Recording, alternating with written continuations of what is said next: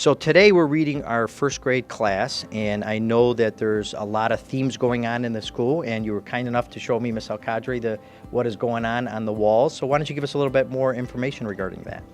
Well, this is March's Reading Month, and our theme this year is being caught in the act, kind of a Hollywood theme.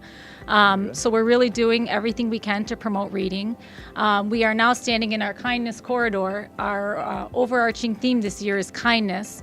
And every week when students go above and beyond and they display an act of kindness, we invite them to come and write down what they did on this on the walls here, so that when students and parents and staff pass through this corridor, they are reminded to be kind, and it does in fact become contagious. So contagious. That was my word. Yes, that's a good word. That was great. It fit right in. Good. Well, you know what? I mean, being a father of 5, I understand the basic from the beginning. That's where it starts, and we talked about that at the home and the school. I mean, let's be face it, they're here a lot of time during the day.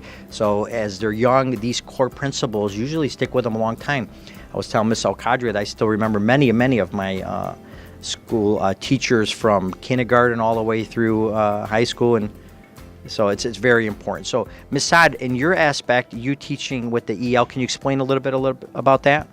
Well, like I said, I work with the newcomers and the ELL students, specifically those that are at risk, and I provide small group instruction that kind of focuses in on what they need, all the skills and strategies, and of course the oral language.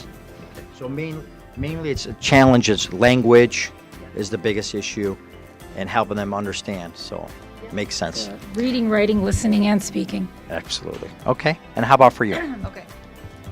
So I'm the instructional coach, so I work with teachers and students. I work kindergarten through 5th grade, but we have a special focus on kindergarten through 3rd grade with the new reading by 3rd grade law. And I help implement Daily 5 with specific goals and reading strategies for each student. So Ms. Bush, you might be my idol, because my father used to tell me that you can't teach the teacher, but you actually teach the teacher. Is that right? We work as a partnership, yeah. Partnership, that's a good word. Okay, good. So yeah, that's very good. And obviously, continuing education is always very important. So that's you can always be learning something. So I think that's always the motto here. So Ms. Al-Qadri, in March, like I said, I am a big advocate for reading, and I told the students that too. So I try to go to as many schools as I can that I get invited to. So sometimes you can't do them all, but tell us what you stress and what's the importance of the reading aspect is, and why March is so important to have people come in from the community and read to the children. Well, I'm a firm believer that every month should be Reading Month, but in March we try and make it a little bit extra special for the students. We pick a theme. We invite a lot of guest speakers from the community to come in and even just serve as role models, so our students can see, when you do read, you can do anything. The sky is the limit, and reading is the basis for all learning.